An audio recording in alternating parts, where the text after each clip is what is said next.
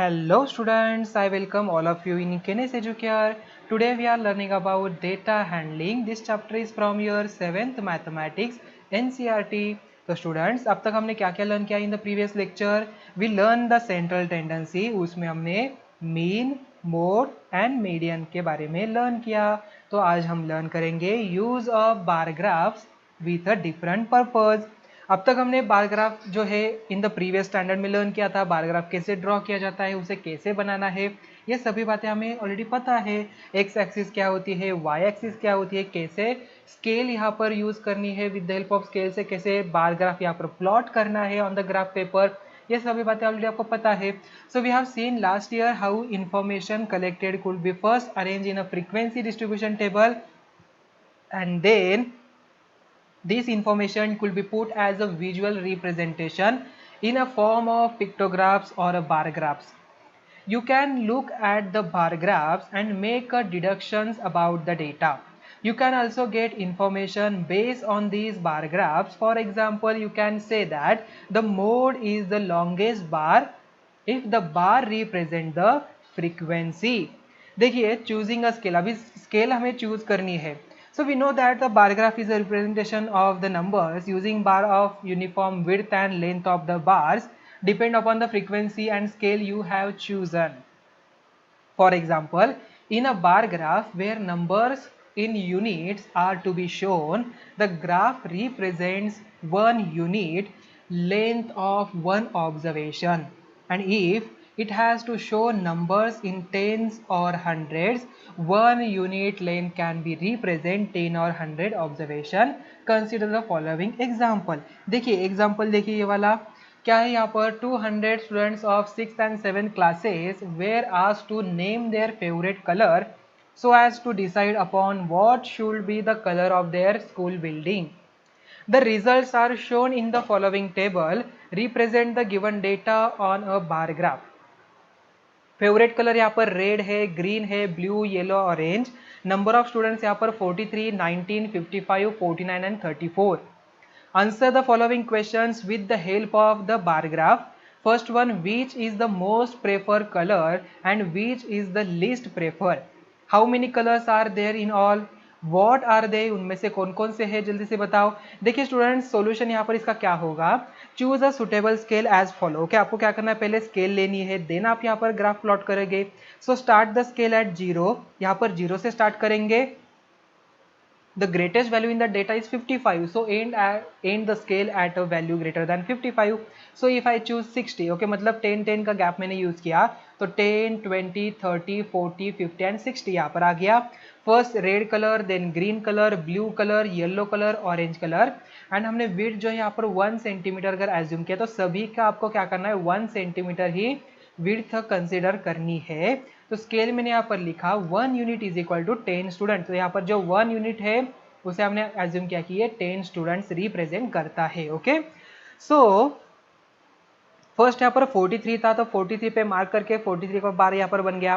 Then 19, after that 55, then 49 and then 34. So use equal division along the axis such as increments of 10. You know that all the bars will lie between 0 to 60. We choose the scale such that the length between 0 and 60 is neither too long nor too small.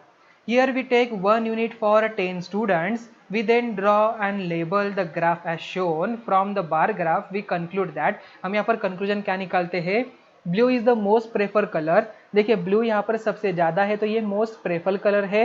And because the bar represent blue is the tallest. Green is the least preferred colour, मतलब सबसे कम बच्चों ने यहाँ पर green colour choose किया था. Because the bar represent green is the shortest. So there are 5 colours. They are red, green, blue, yellow and orange. These are observe on the horizontal line. Okay, yes, अभी आपको समझ में आ गया कैसे इसे plot करना है, यहाँ पर स्केल कैसे हमने यूज किया है. तो स्टूडेंट्स नेक्स्ट एग्जांपल देखिए. Following data gives total marks out of 600 obtain bye 6 children of a particular class. Represent the data on a bar graph. हमें क्या करना है, इस डेटा को रिप्रेजेंट करना है ऑन बार ग्राफ. स्टूडेंट कौन कौन से है, अजय है, बाली है, दीप्ति है, फयाज है, गीतिका है एंड हरी है। हम क्या करेंगे, सभी स्टूडेंट्स को एक्स एक्सिस पे यहाँ पर मार्क करेंगे एंड वाई एक्सिस से हमें स्केल क्या लेनी है, सबसे बिगेस्ट नंबर कौन सा है यहाँ पर, सबसे बिगेस्ट यहाँ पर है 540 एंड सबसे स्मॉलेस्ट नंबर यहाँ पर है 300। So on the basis of that we can choose the scale. So देखिए, to choose an appropriate scale we make equal division taking increments of 100, thus 1 unit will represent 100 marks. So what will be the difficulty if we choose 1 unit represent 10 marks। यहाँ पर देखिए 1 unit को हमने 10 mark use किया, यहाँ पर 540 मतलब ऐसे 54 तक हमें जाना पड़ेगा, तो ग्राफ पेपर तो इतना बड़ा नहीं होता। सो दैट्स वाई हम यहाँ पर 1 unit is equal to 100 marks consider करेंगे। So now represent the data on the bar graph. 1 unit is equal to 100 marks. So 100, 200, 300, 400, 500, 600. So यहाँ पर लिखेंगे marks out of 600. Students यहाँ पर आ जाएंगे। So students यहाँ पर अजय यहाँ पर है 450, 500 पे यहाँ पर बाली है, 300 यहाँ पर दीप्ति, फयाज यहाँ पर 360, गीतिका यहाँ पर 400 एंड हरी यहाँ पर 540। ओके, तो students drawing double bar graph, अब तक हमने क्या देखा, सिंगल बार ग्राफ देखा। Can we draw double bar graph? आपने कई बार ऐसे ग्राफ भी ऐसे देखे होंगे जो बार है ऐसे एक साथ ऐसे बनाए हुए। ओके, मतलब किसी सेम ईयर की क्वांटिटी, अगर मुझे बताना हो एक साल में अगर यहाँ पर ज्वारी एंड जो व्हीट होता है उसका प्रोडक्शन होता है। ओके, तो ये स्टेट है महाराष्ट्र का, ये है एमपी का, ये है तमिलनाडु का, ये है आंध्र प्रदेश का। तो महाराष्ट्र में गेहूं एंड ज्वारी का कितना प्रोडक्शन हुआ है, देन एमपी का कितना है, तो हम यहाँ पर आसानी से ये रिप्रेजेंट करते हैं with the help of double bar graph से। Okay, so consider following two collection of the data giving the average daily hours of sunshine in the two cities. तो स्टूडेंट्स यहाँ पर इन द मार्गरेट दिया है and in the burden दिया है, दो cities यहाँ पर दी है, average hours of sunshine and average hours of sunshine. Okay, तो जनवरी का यहाँ पर है, फरवरी का है, मार्च का है, अप्रैल का, मई का, जून, जुलाई, अगस्त, सितंबर, अक्टूबर, नवंबर, दिसंबर का यहाँ पर दिया है। So Aberdeen and Margate, for all the 12 months of the year, these cities are near the South Pole and hence have only a few hours of sunshine each day. Okay. So by drawing individual bar graphs, you could answer question like, in which month does each city has maximum sunlight, or in which month does each city has minimum sunlight. So however, to answer questions like in a particular month, which city has more sunshine hours, we need to compare the average hours of sunshine of both the cities. To do this, we will learn to draw what is called a double bar graph, giving the information of both cities side by side. Okay, this bar graph shows the average sunshine of both the cities. For each month, we have two bars, the heights of which give the average hours of sunshine in each city. From these we can infer that except यहाँ पर for the month of April, there is always more sunshine in Margate than in Aberdeen. Okay, so you could put together a similar bar graph for your area or your city. Okay, for your city, तो आपको bar graph ऐसे दिखाई देगा। ठीक है, तो ये है एबरडीन का यहाँ पर एंड मार्गरेट का यहाँ पर है। ठीक है, तो यहाँ पर देखिए दोनों का यहाँ पर जनवरी का दोनों का डेटा है, फेब का डेटा है, मार्च का यहाँ पर है। तो अप्रैल में इसका ज़्यादा था, इसका कम था, हम आसानी से बता सकते हैं। मई में इसका ज़्यादा था, यहाँ पर आर्स इसका कम था, यहाँ पर ऐसे हम कंपेरिजन कर सकते हैं। सो ये अब क्या है, यहाँ पर डबल ग्राफ हमने यहाँ पर शो किया है। So let us look at another example more related to us. Okay, तो स्टूडेंट्स एग्जाम्पल नंबर 10 देखिए, a mathematics teacher want to see whether the new technique of teaching she applied after quarterly test was effective or not. She takes the score of 5 weakest children in the quarterly test out of 25 and in a half yearly test. Students यहाँ पर आशीष है, अरुण है, कविश है, माया है and Rita है।